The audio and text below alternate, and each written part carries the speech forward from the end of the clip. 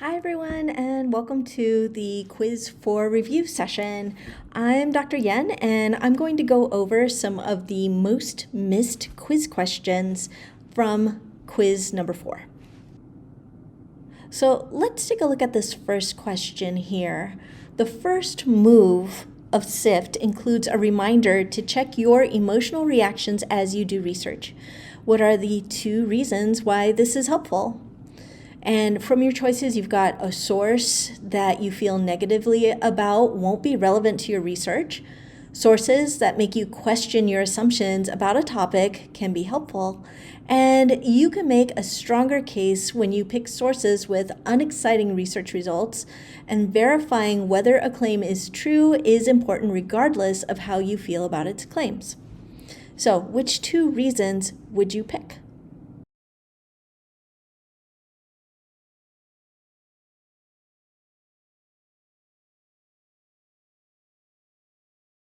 And here are the answers to that. So the 2 answers are sources that make you question your assumptions about a topic can be helpful, because remember, in academic research, you're not just looking for sources that support your side of the argument. What you're trying to do in academic research is really talk about what's the conversation about your topic. What are the different approaches that academics have found to be useful for solving your topic or answering your question? So if you only present one side, you're not actually answering the question fully, right? So it is important as an academic to do your research and find sources that may actually question some of the assumptions that you make. And you may find while you're doing research that you actually change your assumptions, change your solution or your approach, because the research process itself can also modify and evolve your thinking. I mean, that's actually the reason why academics engage in scholarly research. The other answer, verifying whether a source is true, is important regardless about how you feel about its claims. Same with if you feel strongly about a claim that isn't substantiated, then it doesn't belong in academic research, right? In academic research, we're really saying, what does the research show to answer this question or to come up with this solution? Okay? All right, next question. Is a website with a top-level domain of .org automatically trustworthy, or does its content need to be evaluated?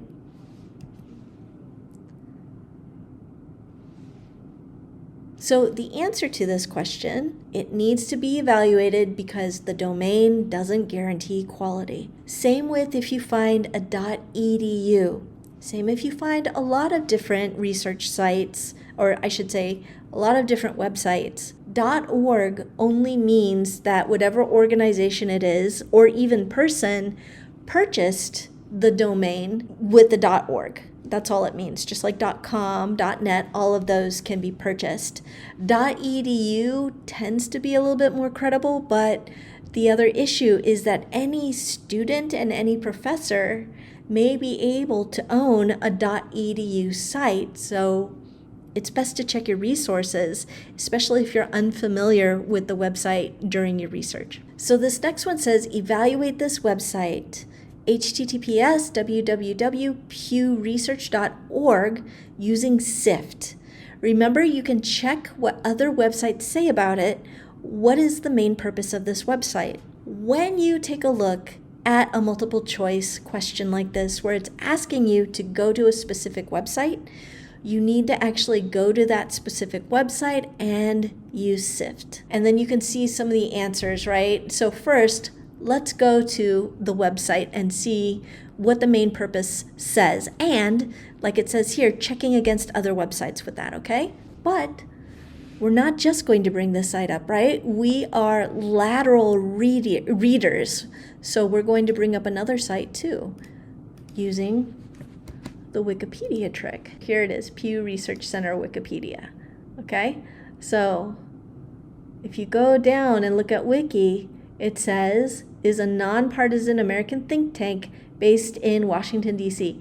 It provides information on social issues, public opinion, and demographic trends shaping the United States and the world. If we go to the Pew Research site, you can also take a look at what this site is about under the About Us, right?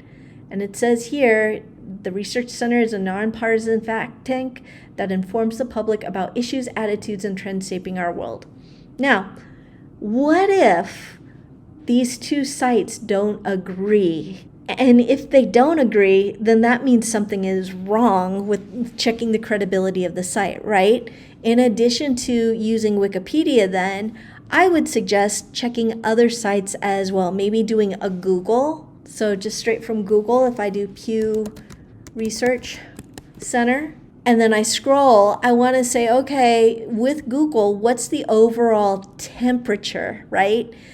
Is there anything that I should worry about in terms of red flags as to whether or not it's credible? Okay, and here what I'm seeing is more like people, for instance, here, young Americans rely on social media influencers for news. Pew says Bloomberg is using Pew as a source of information, right? Another one here shows Pew Research site is a source of information. Same with here. So we're getting multiple sites, multiple big ones like NBC News that are using Pew Research Center, right, to be able to verify some of their claims, okay? And notice you can even do this. Is a Pew Research Center a scholarly source? Harvard University talks about Pew Research. So more than likely, this is a credible site whose purpose, as you can see here, is informing the public about issues, attitudes, and trends shaping the world. So let's go back to our question. To provide a range of issues through fact-based methods and inform the public. Focusing on research about American and worldwide religions, research about pews? No. To research more uses for petroleum, since it was funded by Heirs of the Sun Oil Company? We didn't see that on the website or on the wiki or in Google. To promote particular opinions, policies, candidates, businesses, and organizations? No. It's this first one right here, right? To study a range of issues through fact-based research methods and inform the public. When in doubt, do lateral reading. Pull up what other sites say about those sources rather than relying on that source of information. This is important because in the quiz, there are certain spaces where we actually check you on this. For example, vertical reading is basically looking straight at the site and judging it by your gut feeling based on what that site looks like to you. The problem is, thanks to AI-generated images and professional website developers and things like that, nowadays you can't tell based on appearance whether or not a site is credible. That's the reason why we want you to do this lateral reading. It used to be years ago, before AI, you might be able to tell if an image is photoshopped. You might be able to tell if a website is a fake website because there's typos on it or it looks old. But that's not the case anymore. And so now we're asking you to use different tools that have specifically been developed to look at the credibility of certain sites, like Snopes, right, is one that does fact checking and things like that. So your best bet, and you're going to get this in the quiz, when you are asked if a site is reputable based on appearance versus based on other sites, always pick those other sites' lateral reading strategies, because that is what academics and fact checkers do. You've used SIFT to check the reputation of authors on the topic of climate change impacts on agriculture. Which of these authors would be a credible, authoritative source for your assignment? So now we're saying you've used SIFT, you've looked at these folks who have created sources of information that may be related to your topic, but now you're saying, who is the scholarly source? Who are the authorities that I should be looking at? Let's take a look at some of these options. A popular chef who promotes sustainable farming practices, a CEO of a major agricultural corporation with interests in genetically modified crops, a researcher from the U.S. Department of Ag who studies the effects of climate change on crop yields, a professor of environmental science who studies the impact of pollution on marine life, or a meteorologist known for denying climate change and is described by peers as ignoring scientific consensus. And as you can see here, the actual answer was a researcher from the U.S. Department of Ag who studies the effects of climate change on crop yields. Why is that? If you go back to the I in SIFT, investigate the source. The source that you're investigating, you need to look at them in terms of what is their reputation, right? What does the internet say about this person? What is their authority on the topic, on the subject matter at hand? What is the purpose of that information site? Just like you saw that with the Pew Research, right? And is this information source biased based on what you've been seeing, reading, based on the language, and so on? So this first one, a popular TV chef who promotes sustainable farming practices. In terms of reputation and authority, yes, they're popular, so they have a popular reputation, and in terms of authority, I'm assuming as a TV chef, they're probably a really good cook promoting sustainable farming practices, but are they really an authority when it comes to the effects of global warming on agricultural practice? Probably not. Anything they say on the matter is going to be their opinion, and it's biased and skewed toward their cooking. CEO of a major agricultural corporation with interests in genetically modified crops. Now we're looking at bias, aren't we? Here they're in charge of an agricultural corporation already, so they already have that kind of bias, that conflict of interest in genetically modified crops. So what they say about it, you have to take whatever they say, whatever white papers and things like that, with a grain of salt, meaning you should also find other sources that are saying similar things. Is this person the authoritative figure for this topic? Probably not. What about the other one? A researcher from the U.S. Department of Ag who studies the effects of climate change on crop yields. Reputation and authority? Yeah, they're in the U.S. Department of Ag, right? U.S. Department of Ag, Food and Drug, all of these things, governmental entities, for the most part, are there to protect the public. Most of the information that they talk about will hopefully be credible information because they're trying to inform the public. That's their duty. Okay, studies the effect of climate change on crop yields. Yeah, that is right targeted to your topic. So they would be a very good authoritative source for the information on this topic. Okay, a professor of environmental science who studies the impact of pollution on marine life. Yes, right? They're an authoritative figure.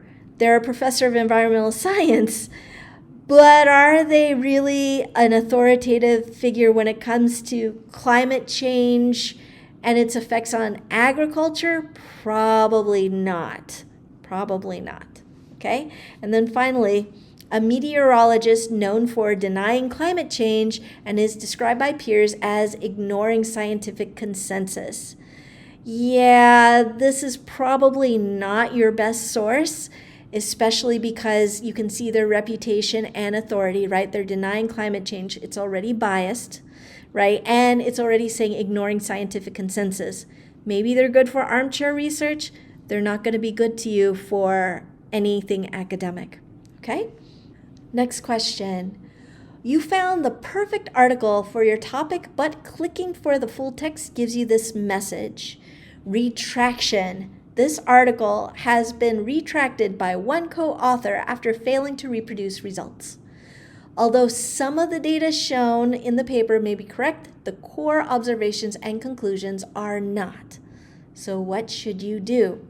Incidentally, this is probably one of the most missed questions on both the quiz and in the final. So take a look at your choices. Use the article since it's a great match for your topic. Don't use any articles from the journal that published this article since it's not reliable. Don't use this article. Find better sources about your topic. Or cite the article's methodology section, but don't use the results or the conclusion because Apparently, it says here, right? Although some of these data in the paper may be correct, the core observations and conclusions are not. Makes sense, right? Wrong. So you can see here, if it's retracted, you just don't use it at all. You can find better sources. This is the reason why you have Parks Library, because we have many sources from you for you to choose from, credible sources for your assignments. Now, why is that? Because if we go back here, it says here it's been retracted by one co-author to reproduce the results. Something's fishy about it. A retracted paper basically means we actually just want to backtrack and not even say that this paper existed. That's what it says. It really doesn't matter what the reason is. A retracted paper is like the bad apple in a bushel of apples, okay? So there are a lot of reputable journals, like the one in the module that talks about the Lancet. That's a big one. It's a big journal. It's one of those journals where if you publish in it, your career is made because it's such a high-ranking journal, high-impact journal, okay? But sometimes, just like you read about in the anti-vax controversies, right? There's a study that gets retracted. It's a bad apple in the basket. If it's a bad apple, rotten to the core like that, retracted, you just don't use it. It doesn't mean the journal itself is bad. It just means this was not meant to be published and you should not use any of it. What if the case is, for example, and we've seen this sometimes in papers, maybe there's one little error. Maybe there's something where like somebody had to just fix a diagram or a picture or something. What ends up happening is, if that gets retracted, there might be something that says, however, check this site for the more accurate source. It will redirect you to a reliable source. The retracted paper itself, though, is no good. Okay, no good. Anything that's retracted, don't use it at all. Find a better source. Your friend posts this image to social media. How do you know if it's fake or real? Take a moment to see that. You read comments from the post that your friend shared. They tell you that it's AI generated. A human artist created it by combining several layers in Photoshop. You can tell because you zoomed in close to look for signs of editing. According to your friend's description of the post, it's a surrealist painting by a surrealist painter. You do a reverse image search on Google and learn that it was photographed live, but it needed many takes and assistance. Of course, the last one, which I'm sure many of you would want to pick, I would love to pick it, is Salvador Dali was a wizard who used magic to create the image. If you call talent magic, then I would agree. I want to talk a little bit about some of these choices for a minute. You read comments from posts that your friend shared. They tell you that it's AI generated. And according to your friend's description of the post, it's a surrealist painting by a surrealist painter. This is the line between armchair research and academic research. You can't trust what other non-scholars, non-experts say about the image or about any kind of post, especially if it's on social media. As you've read in the module, misinformation and disinformation, deliberately misleading people, is all over the internet, right? This information pollution is real. And part of the reason why we have so much of it is because people innocently perpetuate images that may not at all be accurate to its description. It's misinformation, it's disinformation, right? So even reading comments about the post, do you know if those comments are from people who used SIFT? Where did they get their information, right? I mean, sometimes you may have a comment where they're like, check out this post, and it is from an academic source, and you check out that academic source, and yeah, cool, it works. You just sifted and you saw it for yourself. That's one thing. But even like if your friend posts a description, if they're not using SIFT, if they've just copied it or they've just been writing it out of their gut or other places, then you can't really trust it, right? To repost it, to trust that, you're basically perpetuating that misinformation and adding to that information pollution. However, if you do a reversed image search on Google, then you can see whether or not it makes a difference, okay? I'm gonna show you how to do that because you're going to have something like this on your quiz. So you can right click and save the picture, right? Save as picture, okay? And so I'm gonna just put this in my box. I think here, let's do Dolly, cat picture. Okay, now it's saved.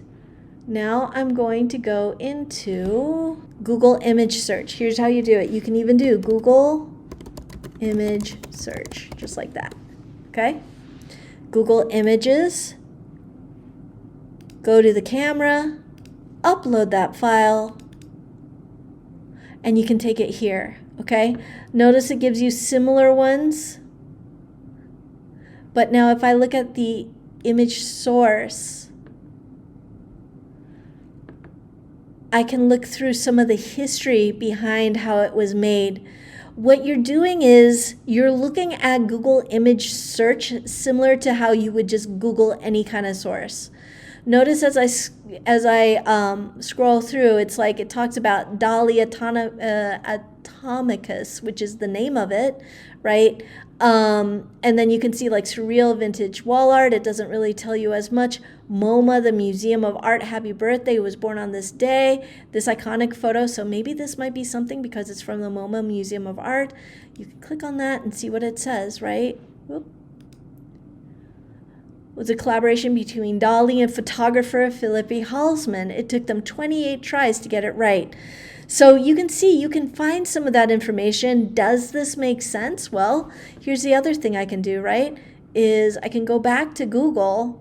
I can look at this Atomicus piece, right? And I can Google it. So let's see, Wikipedia, Dolly. There we go. Dolly okay. I can't pronounce it. Dolly Atomicus, right? And then here you can see, even they're saying, this one says, the other one said like 27, this one says 26, but as you can see, yes, that was real, right? So going back here to our Google image search, sorry. If I go back